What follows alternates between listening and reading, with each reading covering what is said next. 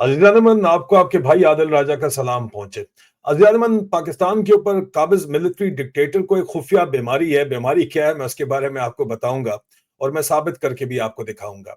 लेकिन इसके साथ साथ आपको बताता चलूं इस सिलसिले के अंदर कि आसिम मुनीर साहब को फौज ने तो वो बीमारी पहचान ली थी, उनको शुरू से ही एक नाम भी दे दिया था, द डिसीवर।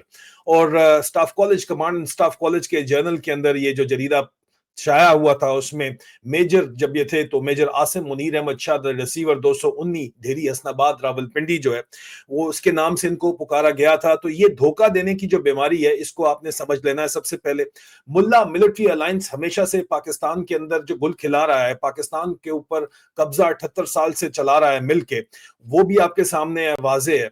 यहाँ पे आसिम मुनीर साहब ज़िया-उल-हक 2.0 मर्द मोमन मर्द हक बनने के चक्कर के अंदर जो मुल्ला मिलिट्री अलायंस का इस्तेमाल कर रहे हैं वो भी आपके सामने है।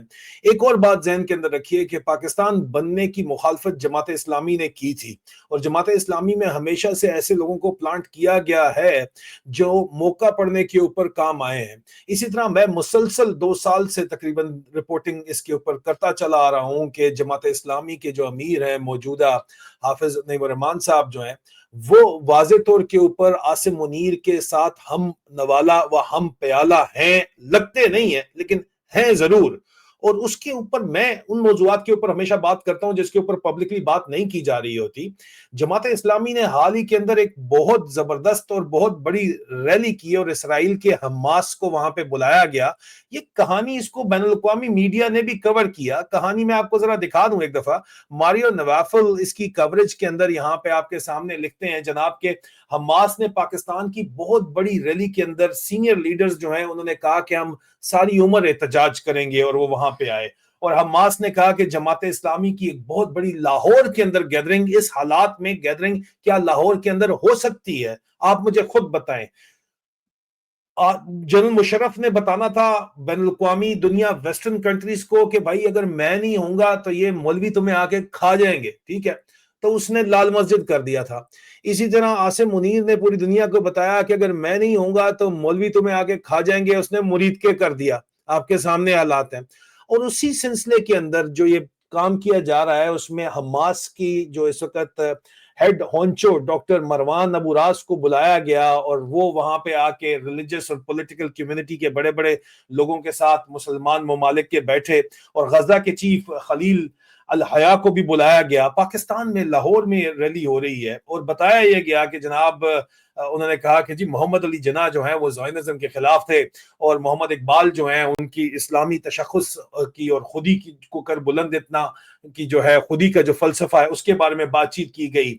और उसके ऊपर बहुत ज्यादा जो है वो बातचीत इसके ऊपर अमेरिका के अंदर भी बातचीत की गई। अमेरिकन मीडिया ने इसको उठाया, ड्रॉप साइट न्यूज ने इसके ऊपर बात की कि यार क्या ही शानदार किस्म का ये जलसा तो हुआ। लेकिन अल जजीरा ने, इंडिया टुडे ने इसके ऊपर रिपोर्ट की, लेकिन एक धचका था ये जिसके ऊपर पाकिस्तानी मीडिया में, बैनुल-अक़वामी मीडिया में भी इस तरह उसको नहीं उठाया गया। लेकिन बहरहाल ये जो सिलसिला है ये क्यों चलाया गया, इसका आसिम मुनीर की बीमारी से, खुफिया बीमारी जो कि इतनी खुफिया नहीं है, उससे बराह रास्त ताल्लुक बनता है। यहाँ पे ये जो रिपोर्टिंग हो रही है, ये जो जमात इस्लामी का 27वीं तरमीम की मुखालफत के अंदर ये बातचीत की गई, ठीक है।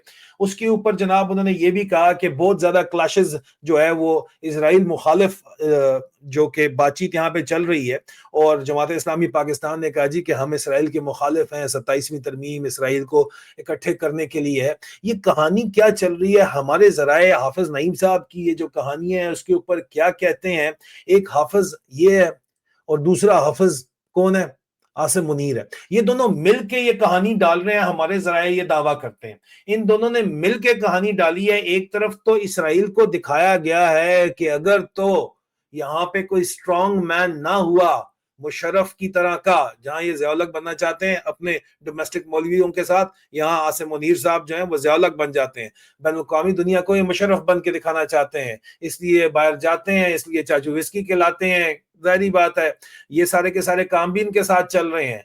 डिसीवर ज़हन में रखिएगा, ठीक है।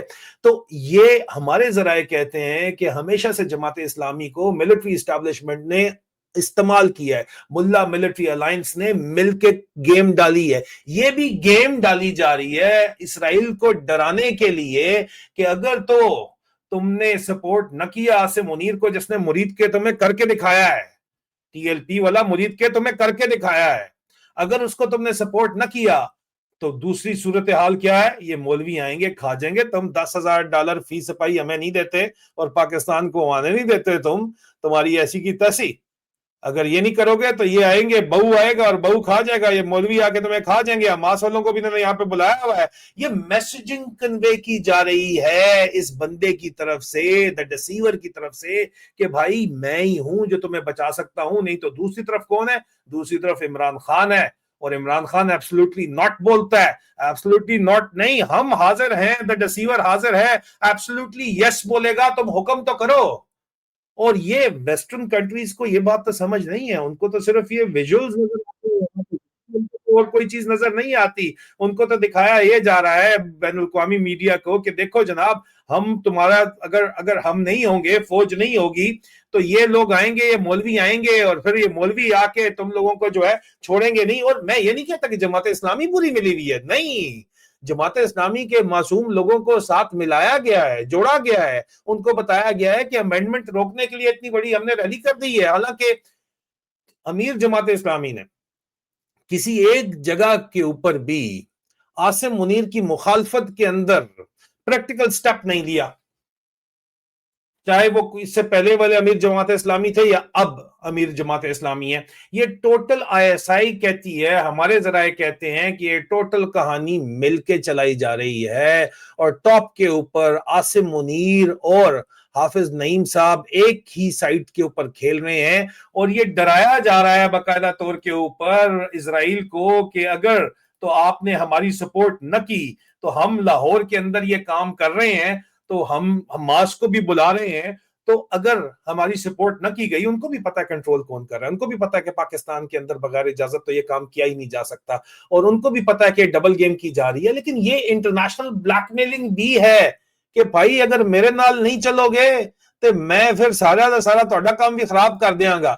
یہ بندہ، یہ اس کی بیماری ہے، خفیہ بیماری ہے۔ یہ خفیہ بیماری کیا ہے؟ یہ خفیہ بیماری یہ ہے کہ اس نے دھوکہ دینا ہی دینا ہے، قرآن کی آیات پڑھ کے بھی دھوکہ دینا ہے اور اس کے بغیر بھی دھوکہ دینا ہے۔